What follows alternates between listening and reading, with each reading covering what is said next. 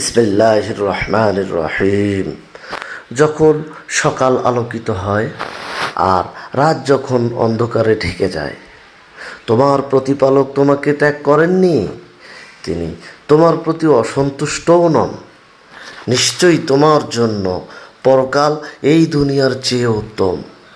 আর অচিরেই তোমার প্রতিপালক তোমাকে এমন কিছু দেবেন যাতে তুমি সন্তুষ্ট হবে।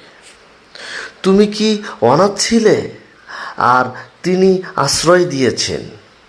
তুমি কি পথ হারিয়েছিলে না? তিনি তোমাকে পথ দেখিয়েছেন। তুমি কি অভাবগ্রস্ত ছিলে না? তিনি তোমাকে অভাবমুক্ত করেছেন।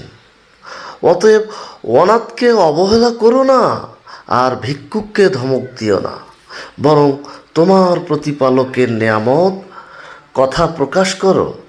কারণ যে নেয়ামতগুলো তুমি পেয়েছ সেগুলোই আল্লাহর ভালোবাসার নিদর্শন। তাই যখন মন ভেঙে যায়, যখন একা মনে হয়, তখন মনে রেখো আল্লাহ তোমার পাশে আছেন, যেমন ছিলেন নবী মুহাম্মদ সাল্লাল্লাহু আলাইহি ওয়াসাল্লামের পাশে সেই অন্ধকার রাতেও।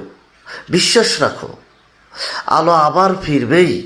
সূরা আদ-দুহা 93 নম্বর সূরা 1 থেকে 11 নম্বর আয়াত।